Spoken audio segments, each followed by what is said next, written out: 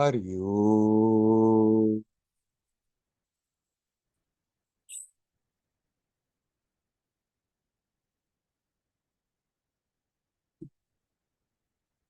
Hariyo,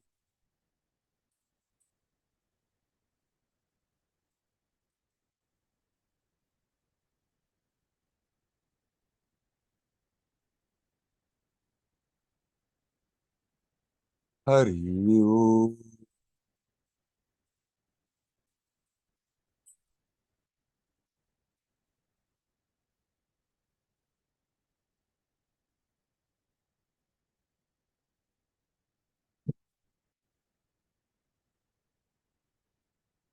Hello, my friends.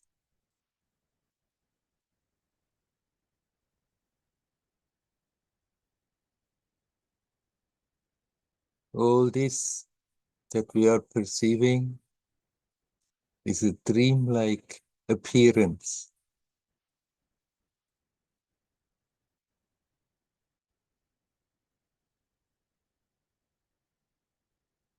That which is aware of the dream can play a role in the dream, but is not of the dream.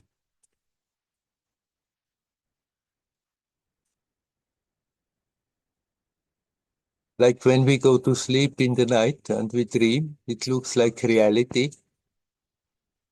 We play a role in it, but that which makes that night dream possible is not of the dream, is not affected by the dream. In a similar way, this long drawn out waking state dream is not as real as it appears.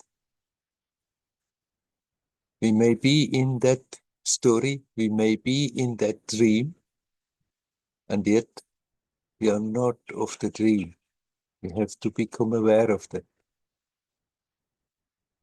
Like it is possible to become aware in the night, sleep, dream, to become aware that we are dreaming. And then still continue to play the role in that dream, knowing it's just a dream. We can come to that understanding, to that experience, that this is very similar. That we have to wake up in this waking, drawn out dream to the fact that we are just dreaming. But that which makes the dream possible, that which makes all the perception possible, is prior to that. It's prior to the dream. It's not affected by the dream. What a different attitude it could give if we live like this. Then we are capable to bring the joyousness of existence in every situation, even if the situation is not favorable. Even if very so-called bad things are happening around us, if you are aware, it's just a dream, momentary. It's just playing a role. It's possible to bring that joyousness of existence also in that situation.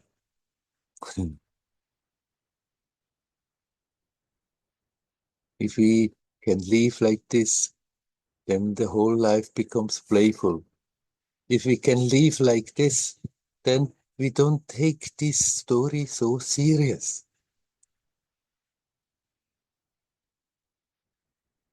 If we can live like this, at the base there is just peace, a peaceful joyousness, not a jumping ecstasy, a peaceful joyousness.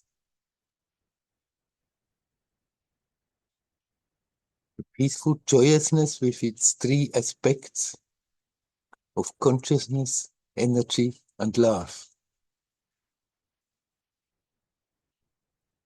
And out of that base, this whole emerges.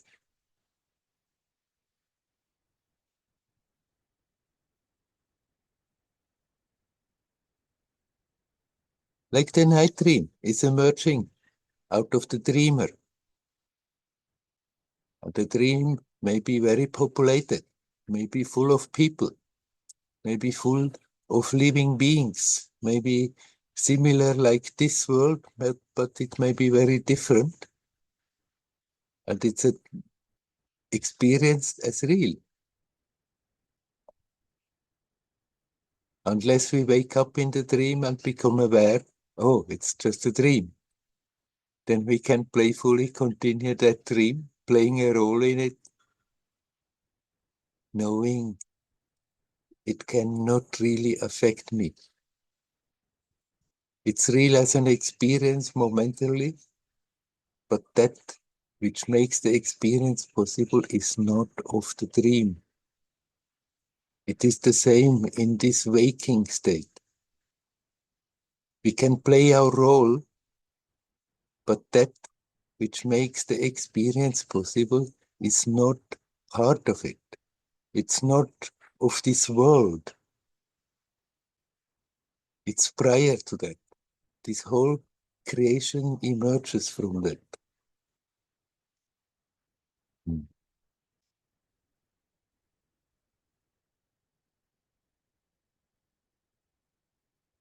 We just have to be diligent with bringing the attention back to that immediate experience of being alive here, now. We just have to somehow learn not be caught up in all the details of this dream story and forget about it. That prior to that, there is something.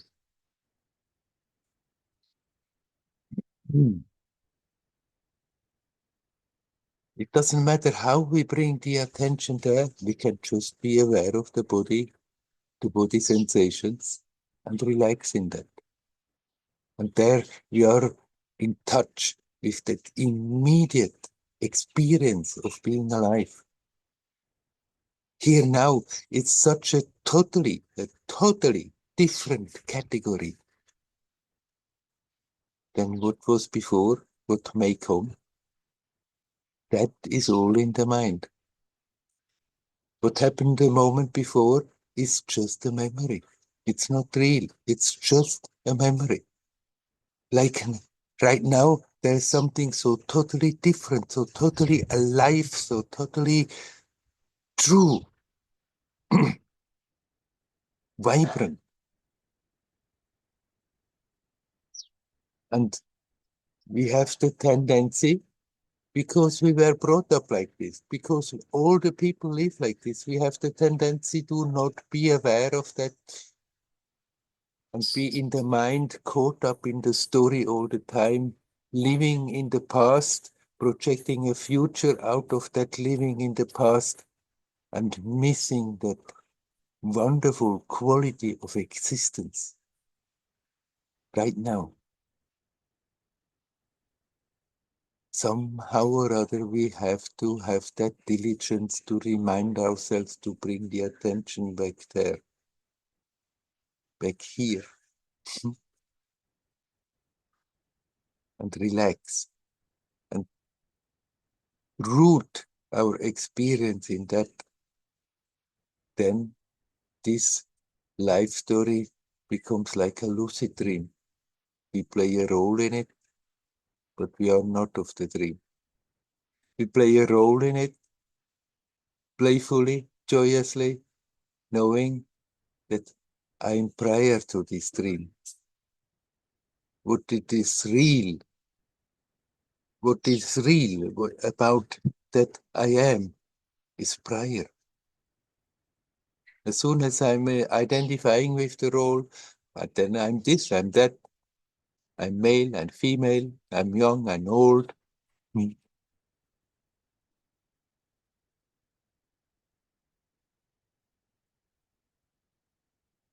Giving so many definitions about that I am. But that sense of I am is prior to that. It is not part of the story. And we can touch that when we bring the attention to that point that is momentarily lit up in the story, that now, then that now becomes timeless. Then we become aware there is that peaceful joyousness in that timelessness right now, and we can access it all the time if we just take the trouble. The story seems often so important. So many things are happening, so many duties are there. But if we get absorbed in that stress of fulfilling the duties and forget about being consciously connected with that sense of presence, then we somehow missing the whole life. Then we are always living in the past, in the memory, identifying with a whole story and projecting it in a future that may come or may not come at all. Most of the time it doesn't come. All the things that go through people's head, all the worries, all the concerns about the future are usually totally not necessary because usually it turns out differently.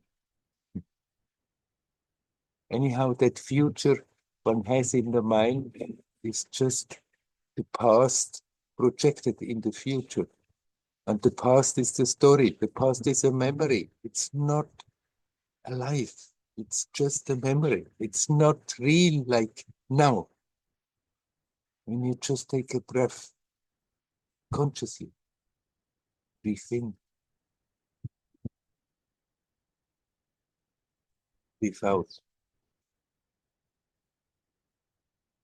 You're in touch with that vibrant existence. And if we learn to relax in that, more and more we become aware it is full of joyousness, a peaceful joyousness that is always waiting to come to the surface. And if we don't prevent it, then it's bubbling up all the time and it's expressing itself in that story, in that role that we are playing in this world.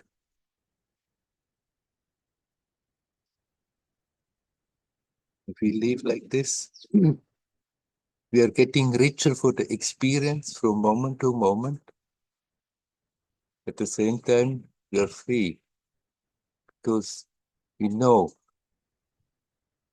what I am, cannot be hurt, cannot be affected, cannot be enslaved by whatever is happening in the story. It's primordial, it's timeless, it's now, it's eternal. It's without the birth, it's without the death. It is simply there.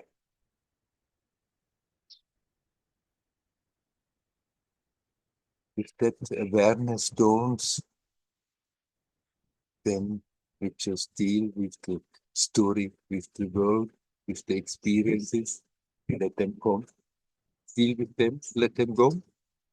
Sometimes we may plan doing something in the future, but even that we can do in such a way that we don't lose that sense of presence. We can be planning now for some reasonable thing.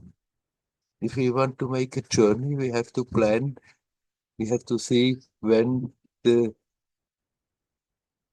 transport is possible. But we can be in the present, not losing that touch to that timelessness because of that.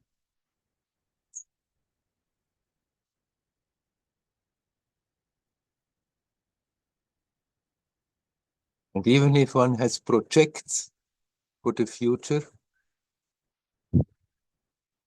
it is not capable of making us restless.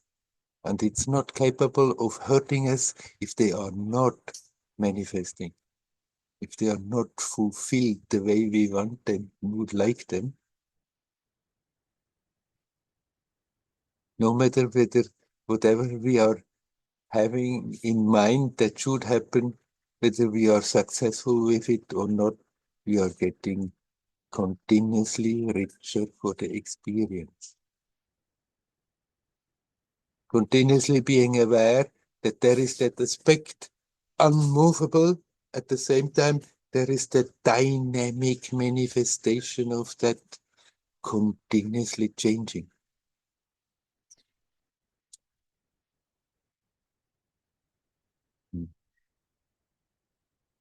We are Shiva and we are Shakti.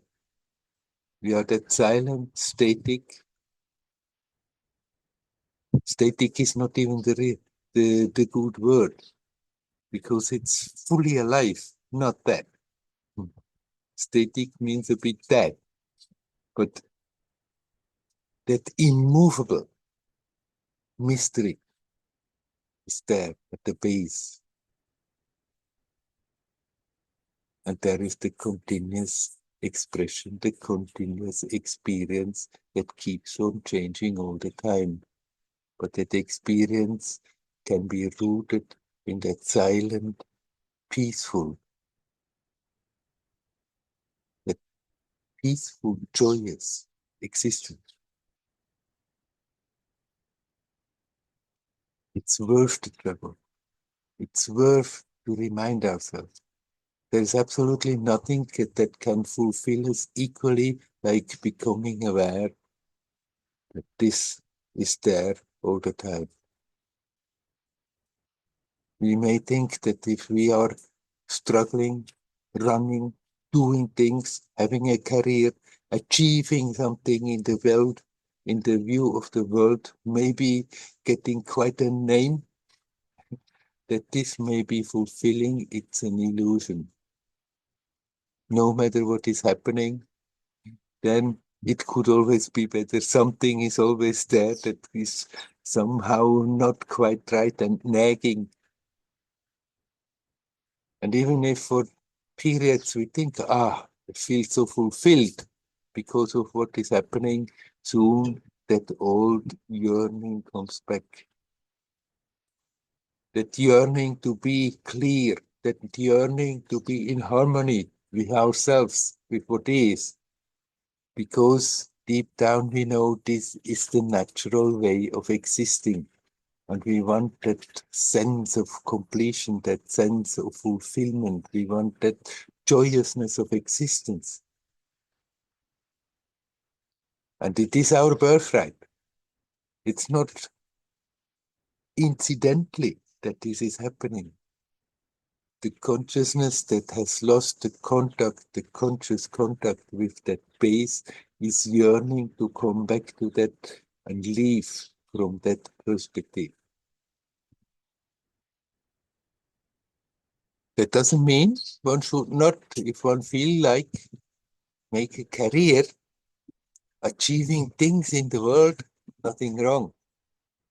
But priority is always to remind ourselves to stay connected and relax until it starts to happen automatically, effortlessly.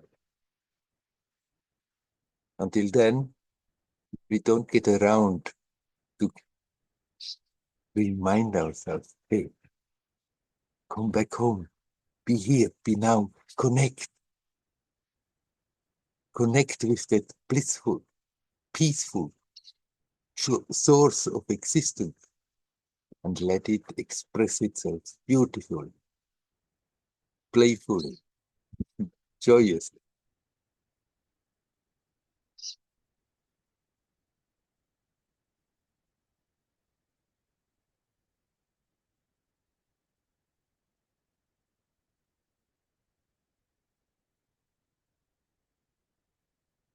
Okay, my friends, I stop talking away all by myself.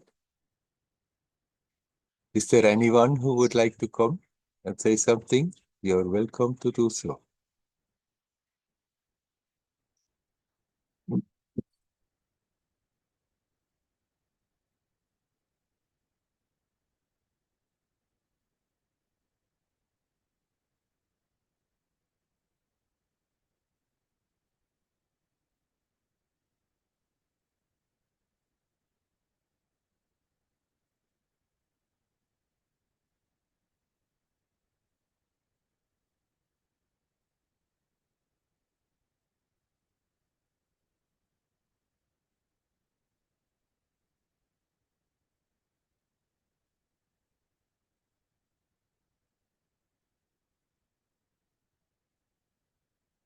Sometimes I'm getting the objection from people that would I have been. I'm just coming to you, Hildegard. Sometimes I'm getting the objection that what I have been talking about is not so easy.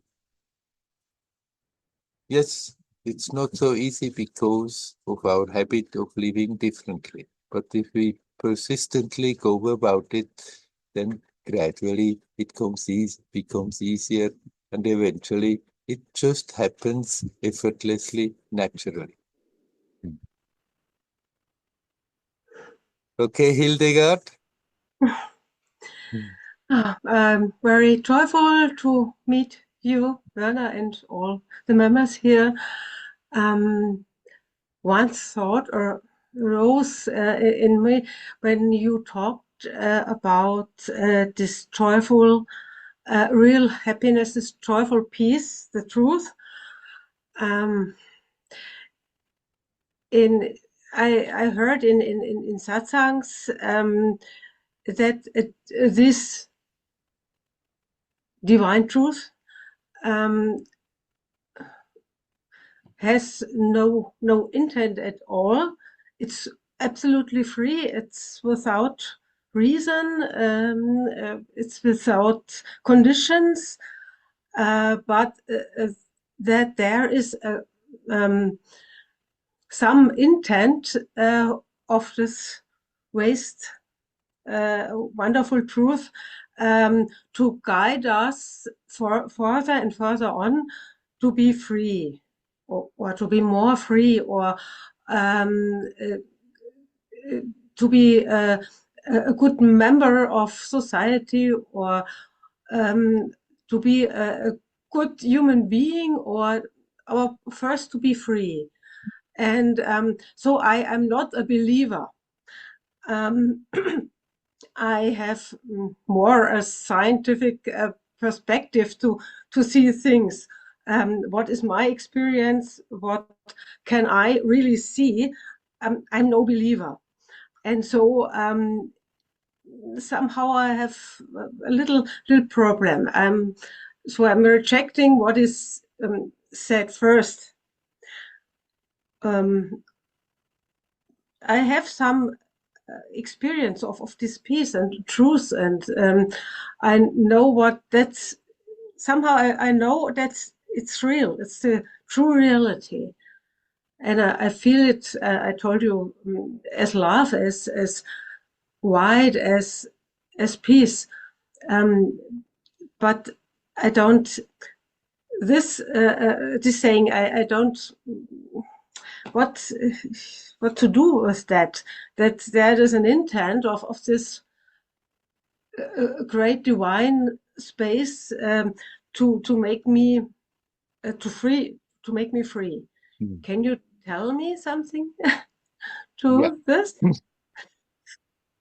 Now, the way you put, first of all, I think your approach is totally valid in a scientific way, that you just don't simply believe what you are being told, but only what you are experiencing by yourself. Because then it's authentic and not just an imitation.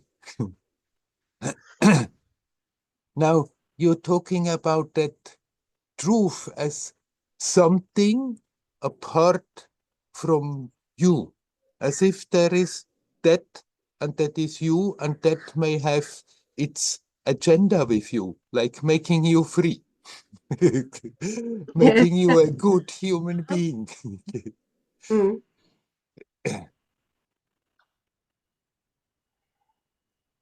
But you are not separate from that. It's not that that being is there and that somehow it will bring you home to that. You basically are that.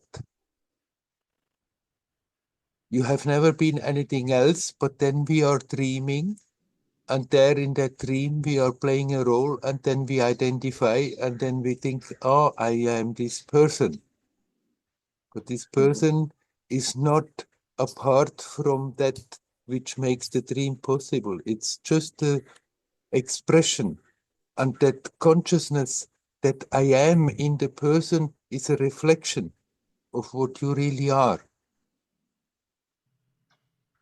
And so it's actually when somehow that awareness is lost, then it's so much, not so much that that being wants to free yourself, but somehow that drop of consciousness that has apparently separated from that.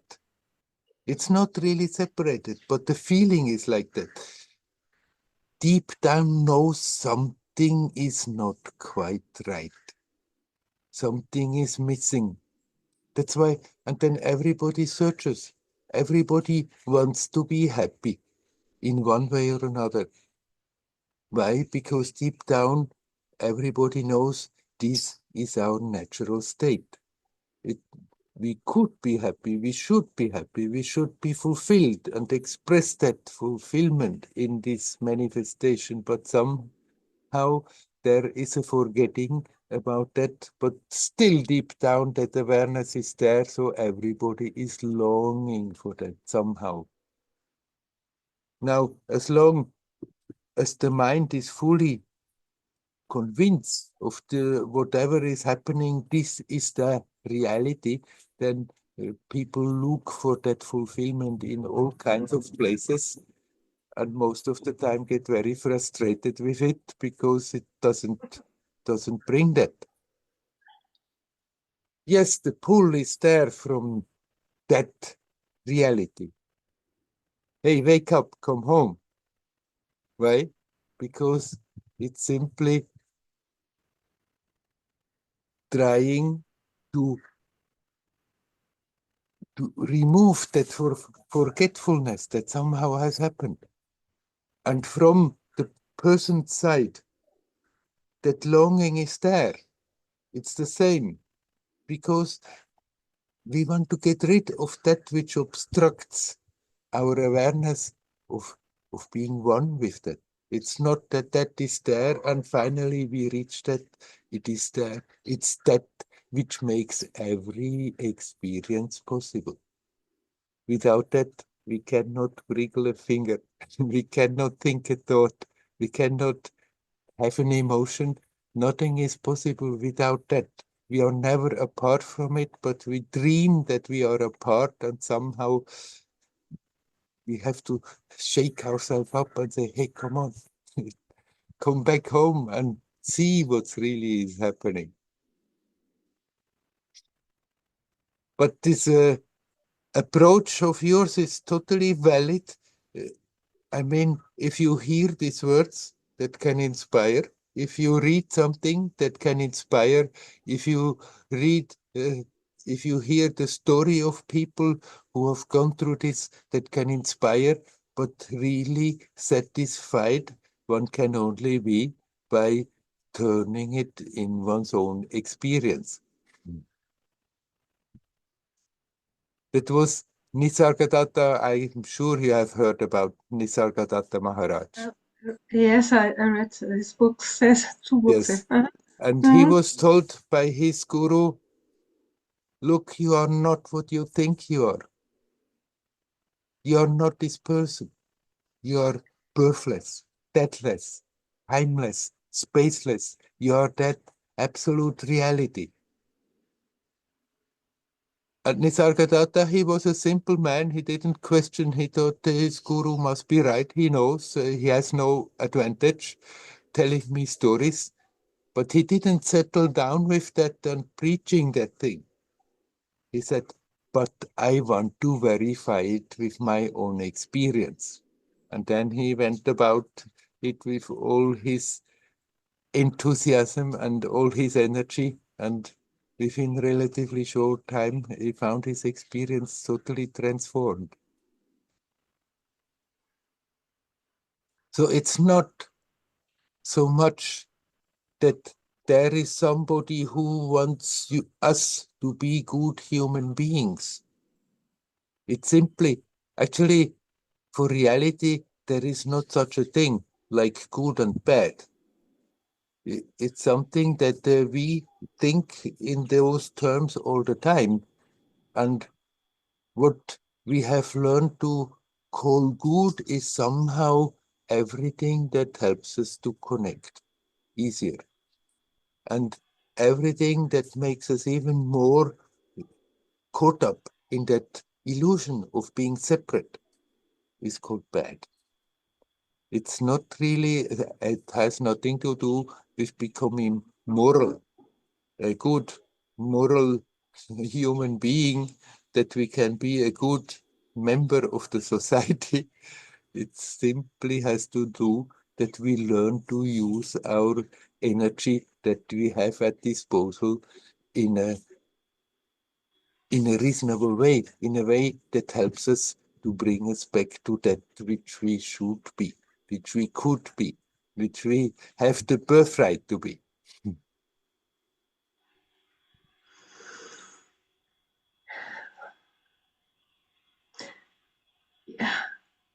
Thank you very much. You also said you spoke of to be at home in this deepest reality, and the last days, weeks, I think my whole lifetime, I'm in the feeling I'm not really at home. Where I am in the society, workplace, I had no problems there, but in my working place. But I often I was in a situation I feel not at home. Mm. I'm it's a constant feeling. It's a Yes, constant emotion, and so I came to the spiritual path to find home. yes.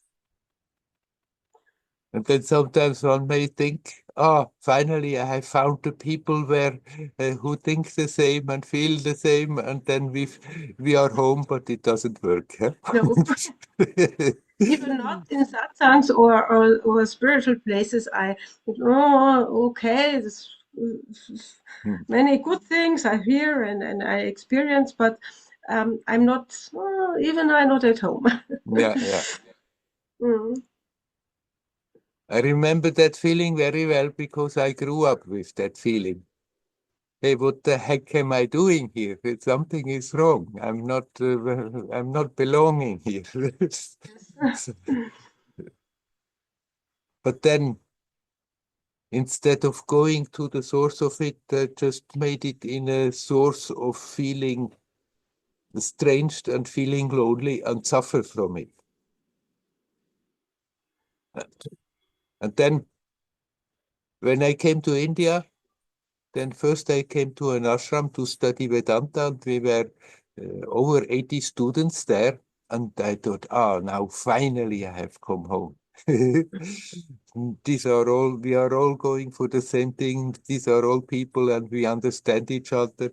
But then within short time understood her, the same thing is happening still. Mm. And then after 1 year, I left. I didn't stay for the 3 years I planned. But then I joined that little group in Kerala, hanging out with the young Amma, Mm. just a handful of people. And there again, Mm. finally, we are a family. It's a finally come home. And it felt also like a beautiful little family, but still, within short time, that feeling was back. That sense of somehow not really belonging, of something is not quite right. And eventually I gave up to look for that place or for that circle of people or for anything that could give me that sense, yes, this is the home, but that what I have been looking for all the time, I had to find in myself. Home is in yourself. And as long as we feel estranged from that, then that nagging feeling of not quite being home is there. So by all means, come home. Yes. I remember there was a period I even meditated like that, just telling to myself, come home, come home.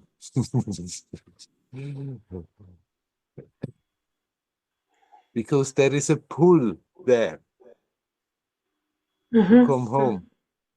And somehow we have created too many obstacles to that it can happen. And so we don't get around of seeing the obstacles that stand in the way, and then as good as we can gradually remove them, and eventually your attention is simply sucked into that.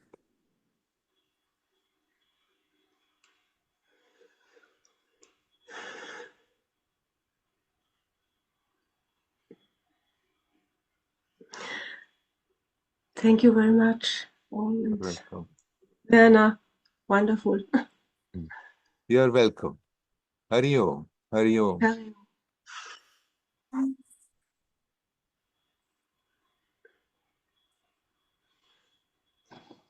Is there anybody else who would like to come? Floyd, I can see you.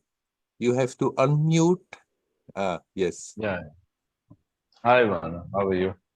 Good, good. How are you? Good.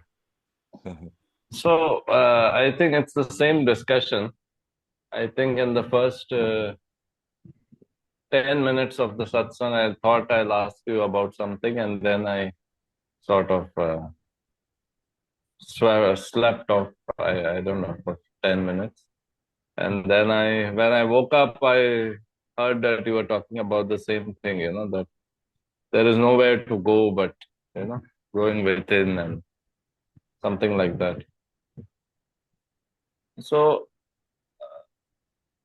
like you explained in the previous answer, that the source has, taken different forms, or the source is running through these different forms.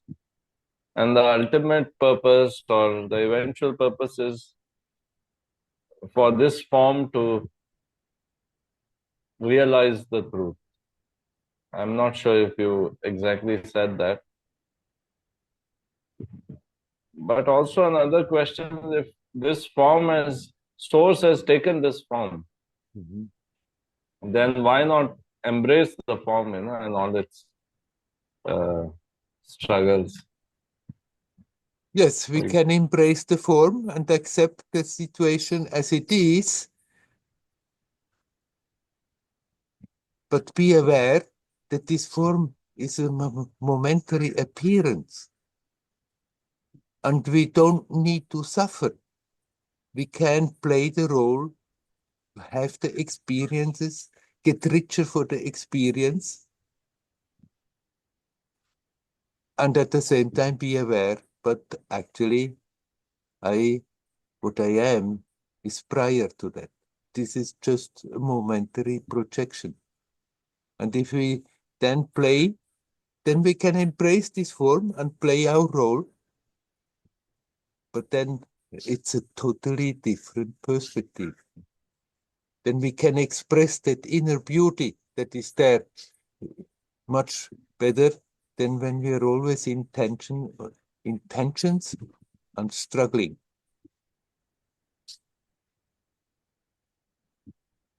Nobody likes to suffer. Why? Because actually deep down we know it's not natural. We don't need to suffer.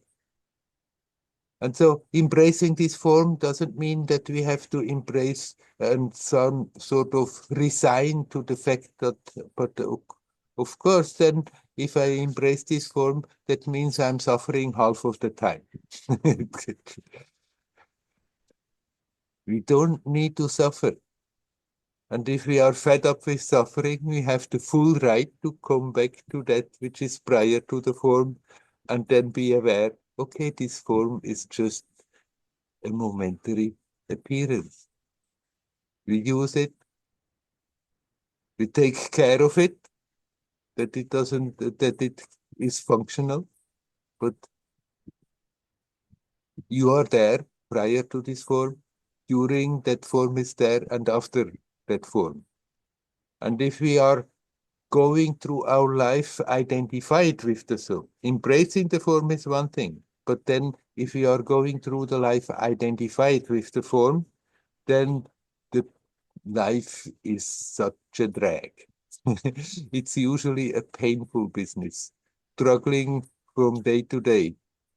If we learn to disidentify, then we can playfully go about it.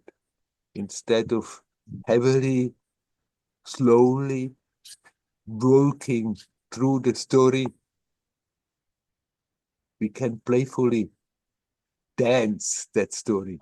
And it goes, and we can get from a lifetime so much, infinitely more, when we are aware of what the situation is, then if we are identifying with the form, with all the limitations that come along with it, and feel totally separate, and as Hildegard that just said, actually never feeling really home.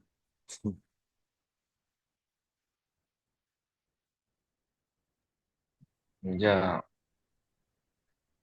Yeah, but my question was more on, it's a little bit, I'm sure it is coming from some experience, but it is also sort of theoretical, that let's say someone who is not spiritual, Mhm. like let's say someone who is just selling tea and, uh, finding a woman for himself, maybe just going to the temple, someone in Thiru, who's just working on the street and doing things. I feel like they are more not, they are acting, like they are actually acting in the play. But we are like trying to, sort of question a Mhm. role in the play or something like that, Mhm. or I don't know, maybe we are acting as, because for me at least, I don't think entire spiritual journey is blissful and silent. A lot of it is, trying to understand, questioning, and I don't know, maybe some percentage of it is also escape in some way. Mhm. But I feel like people like me, or at least me, I'm not perfectly acting the role, It's more like some kind of, it's like you're on the stage, but you're like questioning, what should I do on the stage? Yeah, yeah. Yes. Well, of course, there is many people come to spirituality because somehow they don't find their place in the world, and so they try another place, but they Mm. don't disidentify. Then they just changed the scenario and are still totally identified. Before I was a handicraftsman, and now I'm a spiritual seeker, and still Yeah. identified with that notion of being a seeker.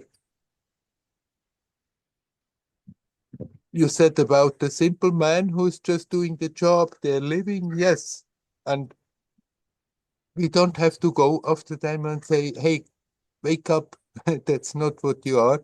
Obviously, that consciousness needs to have that experience and does not want, does not have that consciousness that there could be more, and doesn't, is not necessarily open at all to the suggestion that there could be more to life. But when there is somehow that nagging longing there that there should be something else, then we can really have a good look at ourselves and see what's going on. And then, of course, there it's not always bliss. If we start to investigate, if we start to be authentic, if we start to be honest with ourselves and look what's going on, then often what we are seeing is absolutely not nice, and not the experience is not blissful. It may feel crushed, and there may come that that idea, I want to get somewhere spiritually, and then things are not happening the way we want, and then one can feel very crushed because of it. It's not necessarily pure bliss, the journey. But every time, actually, we really sincerely take a step back. Every time we really sincerely let go of that identification, even if it's for short, there we are touching something joyous. There it feels like a burden that we have been carrying unnecessarily on our shoulders. We finally put it down. And then out of habit, the total identification comes back, and one is back struggling again, either with the things in the world or then with their own spiritual progress, with their spiritual story. But the spiritual story is painful because we still identify with that role that we are playing, with that person, me, a spiritual person. Me, I want something.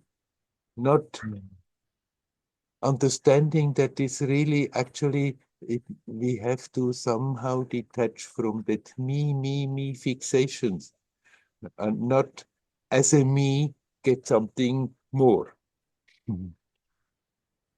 As long as I want to, as a me, achieve something spiritual, then of course it will continue to be quite a painful struggle. But if I start to finally get to the point that I understand that me, that I'm creating in the mind, this I have to start to let go, then it starts to get easier. The weight is getting less.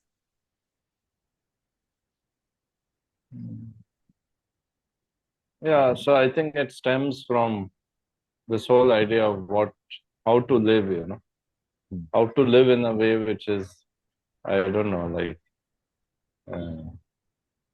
I think most spiritual seekers and even other people, but I think other people are sort of caught up in, like, I mean, everyone is inherently spiritual, but the ones who are not seekers or not pursuing this path, I think they are caught up in other things, that, okay, my wife is not doing this, my boss is not doing this.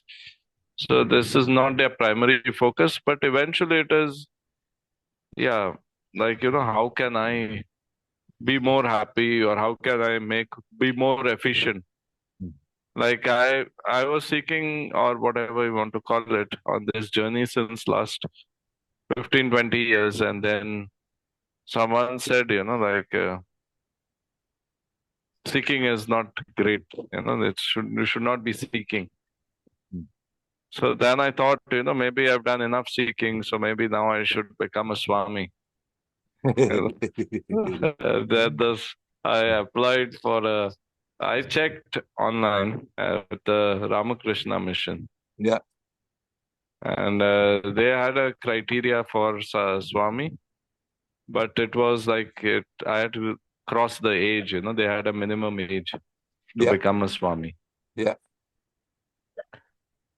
So I think it's a little bit of undefined roles. So another thing I wanted to ask you is, right from childhood, like you mentioned, I was not feeling at home.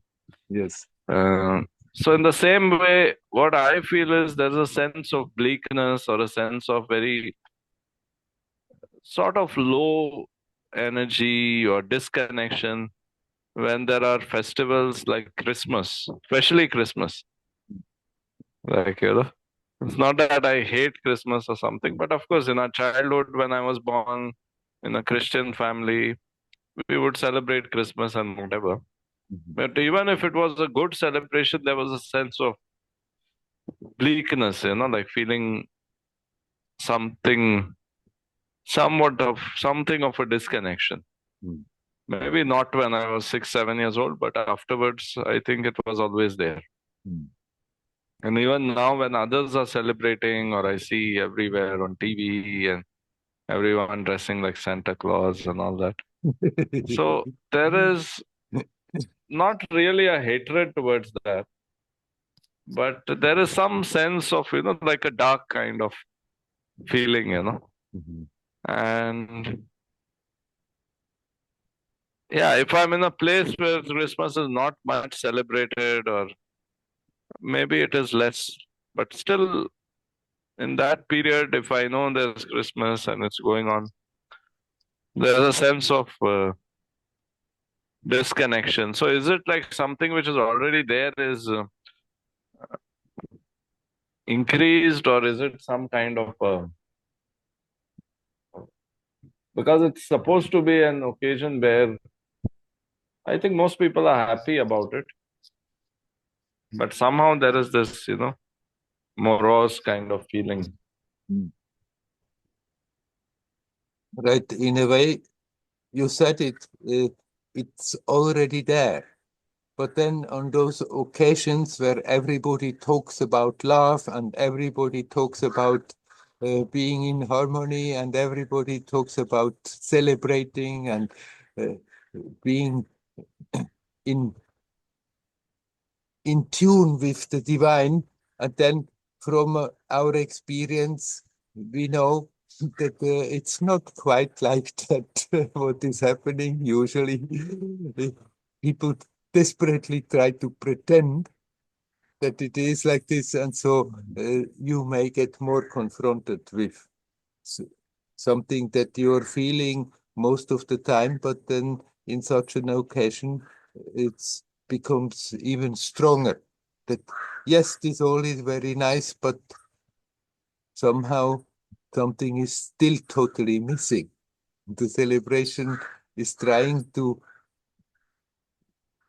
show something, pretend that there is a situation that is really like this, and people many times they make an effort to try to act cordially, even if the rest of the year they don't so much act cordially, but there is something artificial about it, and something in you feels okay, big deal, all this fuss about it, but actually something is still gravely missing, and then that may come stronger to the surface, and you may feel often, instead of being especially joyous, especially something, where is that fulfillment they are trying to, they are pretending to have.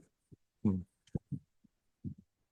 And that fulfillment you don't find in ceremonies, you don't find in being a seeker, you don't find in running after worldly enjoyments. That fulfillment you can find when you bring your attention back to what you are, to that which is prior to that role. It's not that that role is finally to be a fully fulfilled, happy person. It can appear like this, but not because the person finally is so totally satisfied, but because that person is just a manifestation of a being that is aware that they are not that person. Those are the happy persons who are not more persons. Those are the fulfilled persons that are aware this person is just a role, and then they can play that role joyously, playfully, and radiate something and inspire others to come back to that, but not to change their role until it is perfect, but to become aware, I am not that role.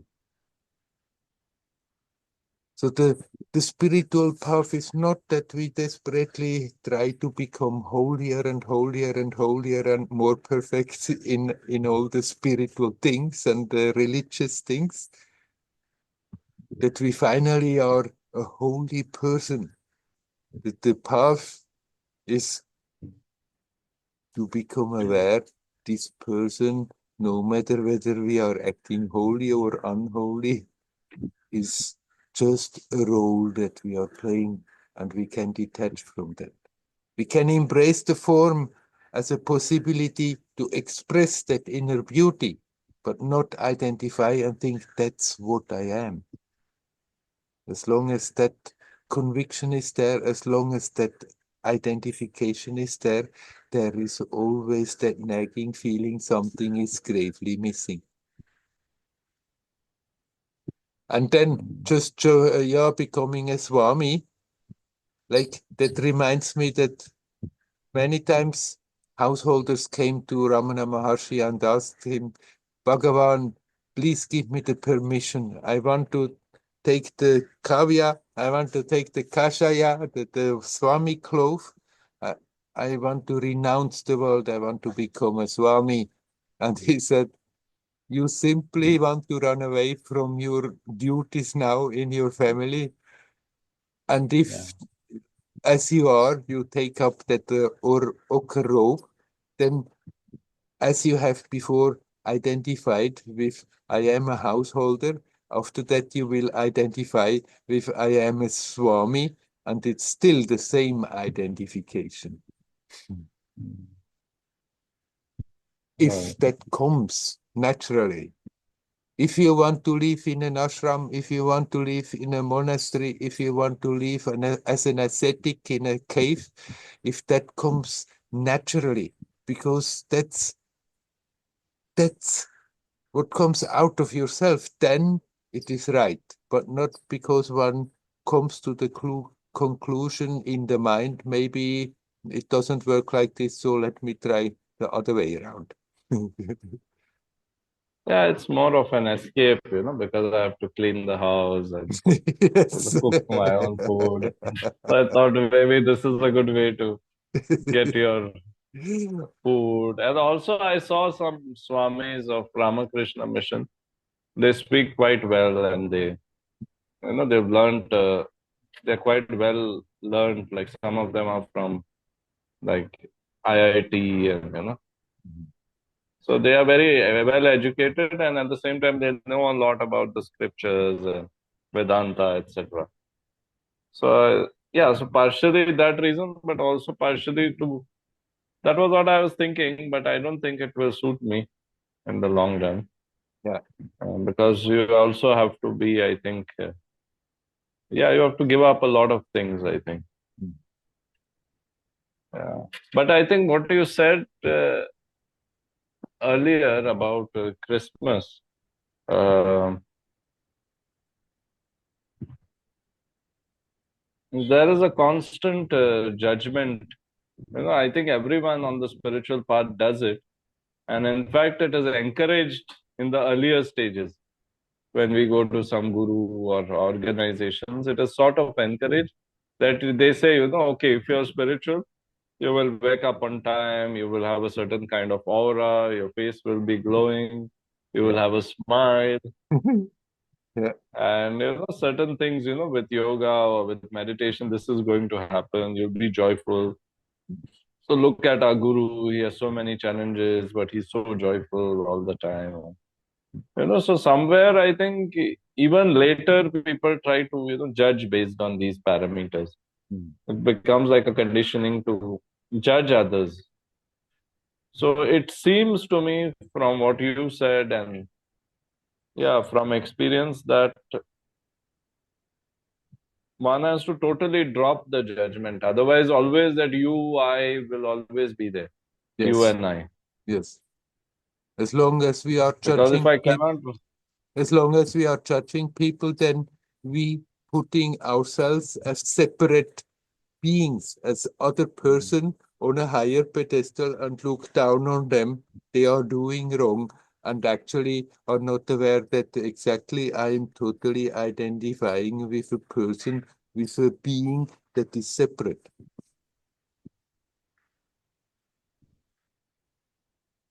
yeah, I met a Swami in a sadhu in Tiruvannamalai, and he said that 15 years I had no sex, I had no, contact with alcohol, all these things.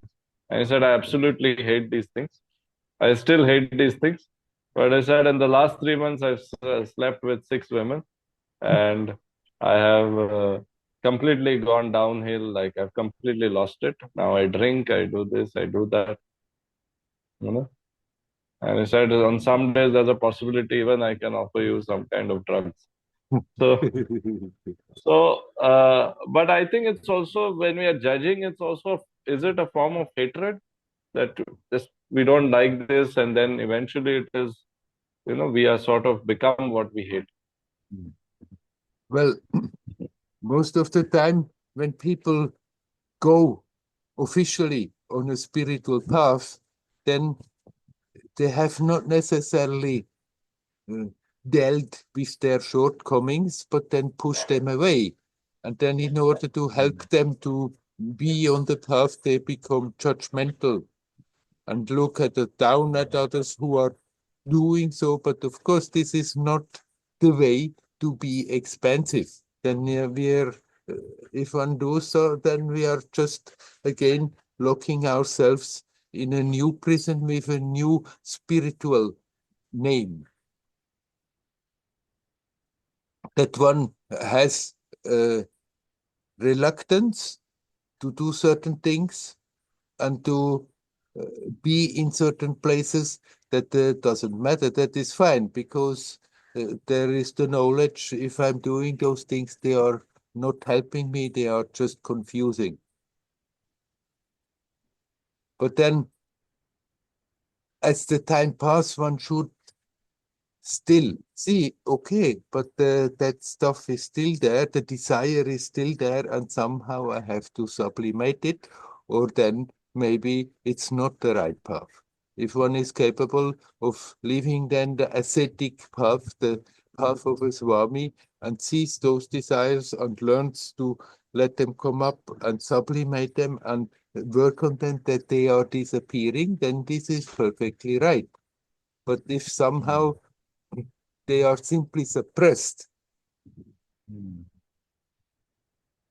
then in order to keep that suppression going, there comes a judgmentality.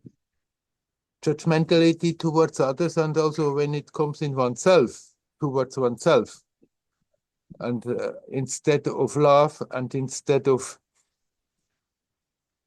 becoming more expensive, there can come that bitterness, that there's sadhus who have been living that life and it was not really meant for them and it was difficult for them, that they end up in a bitterness and that they don't like anybody anymore. Including themselves. So now this man, obviously for 15 years, he has followed the rules he wanted to follow, but he has not come clear with it because he's not doing those things now because he thinks he has grown out of it. He doesn't need to hold on to these rules, but he says basically he has failed and he's going down the drain. So Yeah. I mean, simply wearing the ochre robe and leaving from Bhiksha is not going to do the thing. One has also to use all the time that one is gaining to be alert, to look at oneself, to use all the time that one is not wasting with running after worldly duties, to really become more and more self-aware and see where there are the obstacles to harmony, to peace, and learn to remove them. If one is not doing that, you can wear the Swami cloth a whole life long and not get any closer to be at peace or in harmony than anyone who is going through the life without without having starting to have a good look at oneself and see what's going on. So it's not a guarantee that it brings you somewhere. So are we saying that anything that I think about,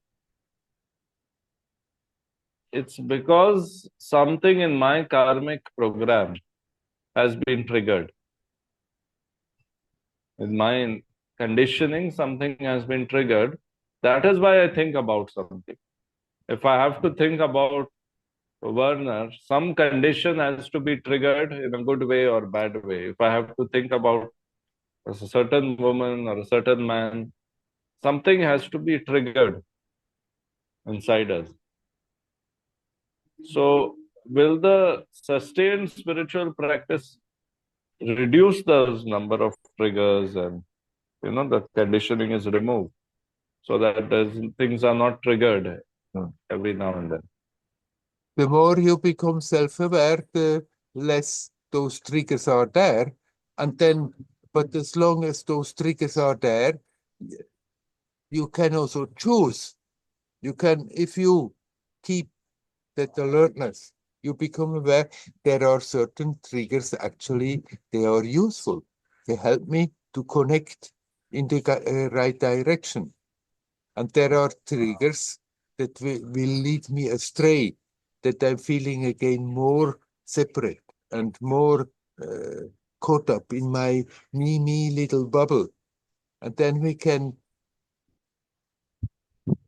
pick out those that help and learn to let go of those that create problems. Like in the tradition, they say, in Vedanta, they say you have all these vasanas, all these inherent tendencies. And usually they talk about it rather as something negative. In the Sankhya philosophy, they call it samskaras. And then now it has become a little bit in South India, at least I don't know in North India, the habit that they talk about samskaras when they mean good qualities, those that help, and Values. talk about vasanas, about when they those that will pull you away. But actually, vasanas and samskaras is the same, and we don't have to somehow stamp out all the tendencies that are there when the form appears in the world. After all, in one way or another, we have to behave. Somehow or other, we have to spend the time. And there are tendencies that help us to be connected, that help us to be more expansive.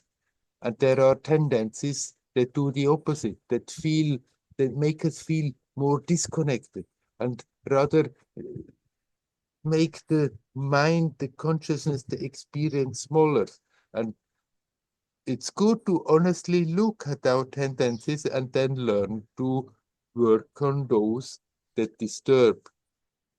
We can very well keep the others up, and eventually, if they are not more necessary, they may also disappear by themselves. But somehow or other, still, as long as the body appears in this world, some in one way or another, that being will appear, have certain tendencies, but not tendencies that bind it.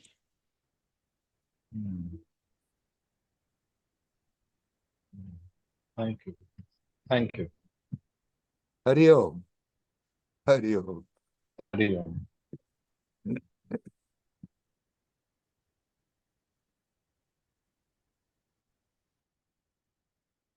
Is there anybody else who would like to come and say something?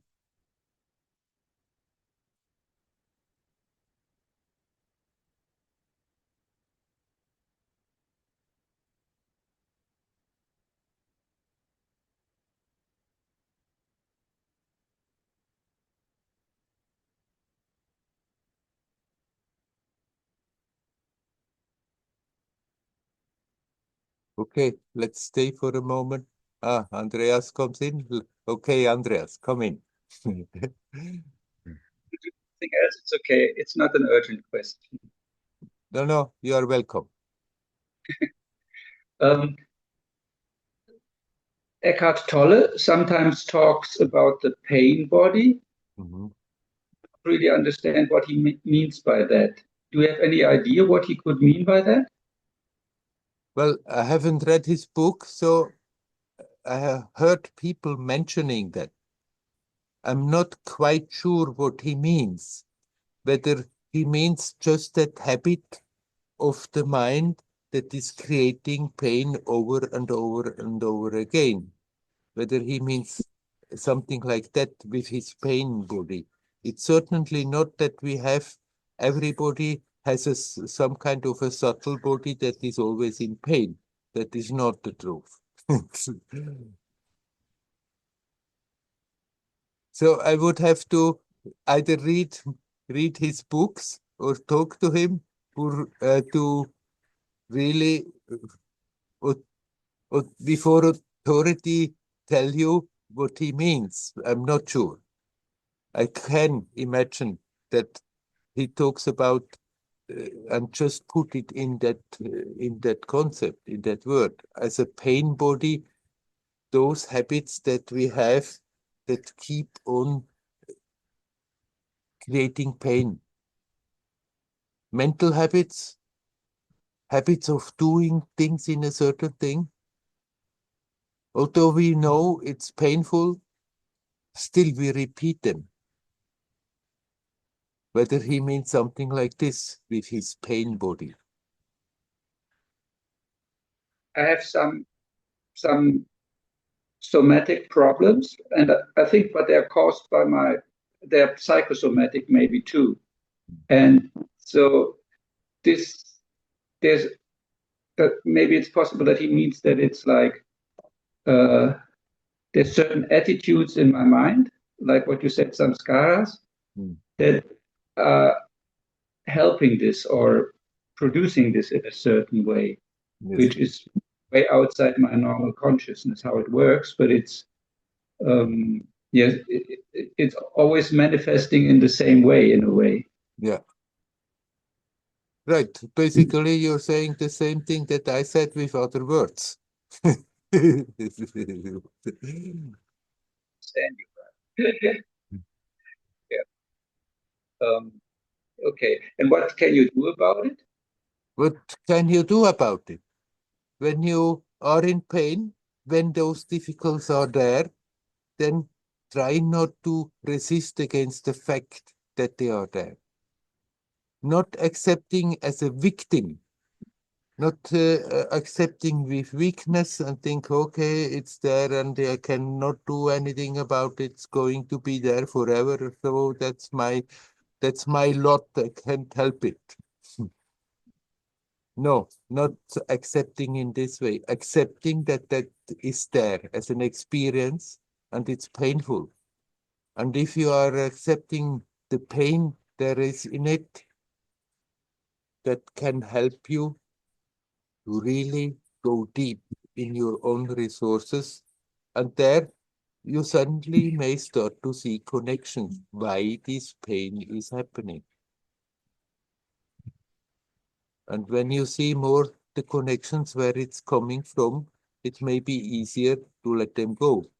It may also be that you don't exactly see the connections and where it's coming from, but the very fact that you are capable of detaching and just watching what it is doing to your body, what it is doing to you energetically, the fact that you are watching tells you also indirectly, there is an aspect of me not involved in that.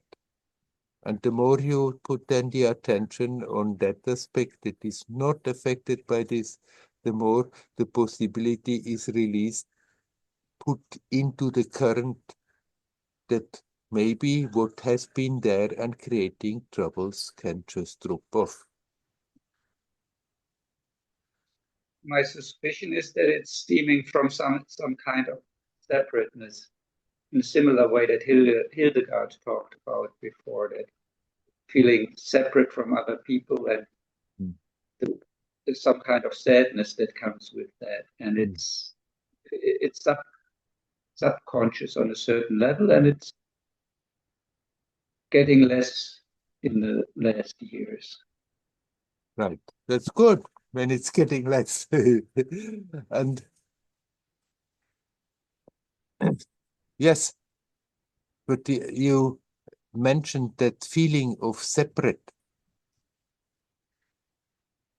And then, like also an aspect that Freud brought in, then we have have that maybe quickly that idea, okay, but I'm a spiritual seeker, of course I'm separate. Of course, I'm different. Of course, there is a separation, and rather encourage that. But we are not separate from anything or anybody. All is connected. And the more that awareness dawns, the more that is accepted.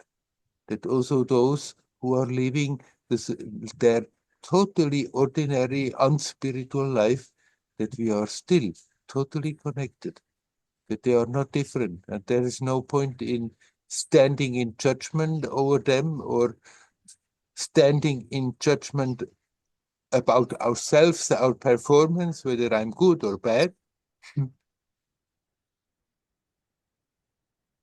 What is needed is just that alertness. And when we are alert like this, then we become aware certain thoughts, certain emotions, certain actions lead always to pain. And pain is a wake-up call. They lead to pain because instead of letting consciousness in its natural way expand, we contract it with something or other, with some action or other, with some emotion or other, with some thoughts about exactly that separation. They are not good what they are doing. What I'm doing is much better. That in itself is again a separation and not helping to be expansive, but rather contract the consciousness. And when that alertness is there, we become aware, and then the willingness has to be there that we drop what stands in the way, that we don't hold on to it and justify and think I have the full right to think like this, I have the full right to feel like this, I have the full right to act like this. It has nothing to do with having the right in a relative manner. It has to do with do we really sincerely want to get rid of it, honestly.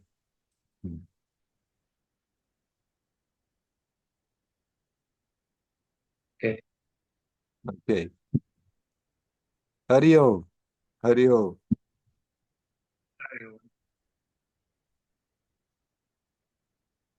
Was that something more you wanted to say about? Ah, Leela is coming in. Okay. Hello, Leela. Hi. Yeah, it's been a while.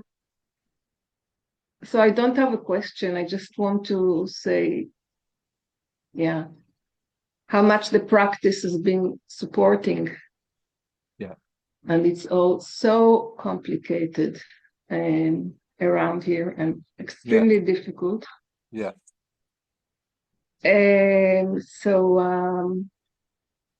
So many things I hear you saying now, and I haven't been here for a long time, so it's all kind of new for me, and at the same time it feels so this I have in me, and like so many times I recall, and it's like as if I have a bag of experience somehow, or teachings and support, I would say,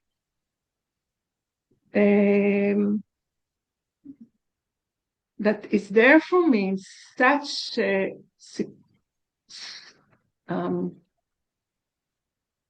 supporting and safe and stable way. I have been practicing recently with a teacher from Israel who lives in Japan, Zen Buddhism. What really talks to me, really like, good, like, not good way. Yeah, right. And also, it's of course it's easier for me to practice with people from Israel because it's a bit difficult to connect on all the issues with people that don't live here. It's difficult. It's complicated. It's not easy. Yeah. Yeah, right.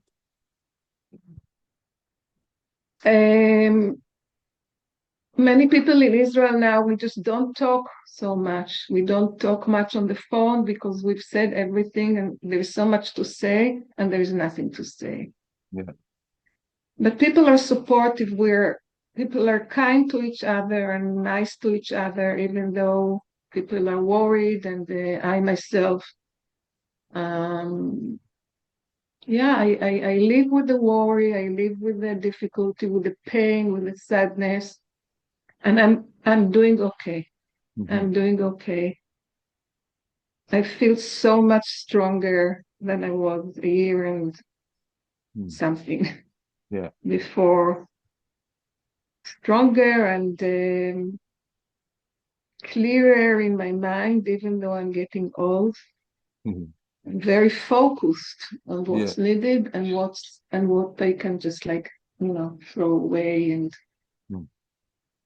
so I'm very happy to be here today and to see you and all the names. Yeah. And yeah. Nice that you are back and continue like this. No matter what is happening, no matter how many problems and difficulties are there on the relative material level, there is the possibility to be rooted in that which is not affected. That you play your role on this level with the awareness, actually, I'm not of the world. I'm not that person. I'm not the role that I'm playing. I'm prior to that. I'm just expressing myself through that role. And if that awareness is there, then no matter what the difficulties, you still have that strength and that centeredness and that capacity to be yourself and to be joyous in the midst of it. And almost never have to apologize. Yeah, really, it's true. Even if I say something wrong or a mistake, of course I apologize, but basically I feel like what you said, it's okay, let's move on. Whatever. Yeah. Let's move on. Sense of time has changed completely. Yeah. Sense of time is like there's no time really. There's no time. Yeah. Very good. Thank you for your words, Werner. You're welcome. You're welcome to come and come with us whenever you want, but you don't have the feeling that you should. No, right. Of course. Today I really felt like it, and I feel at home. Very nice. Great. Okay. Thank you. You're welcome. Hario. Ariam.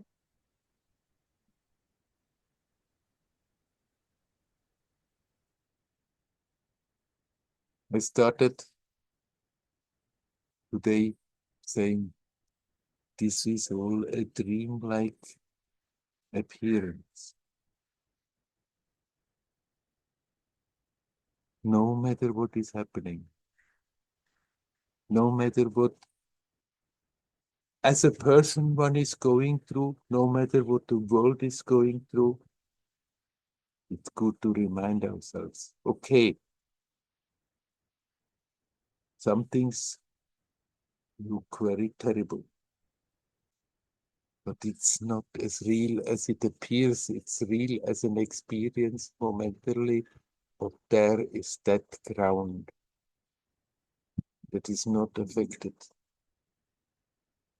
We can be rooted with our experience in that ground. And then deal with this relative level in a constructive, harmonious, and even joyous way, in spite of situations often being not joyous at all on their own level. Like that, then that role becomes really an expression, and we can more and more express that inner beauty and let it flow out on this level, and actually even have here on this relativity a creative and beneficial influence. I wish you all well. Hari Om, Hari Om, Hari Om.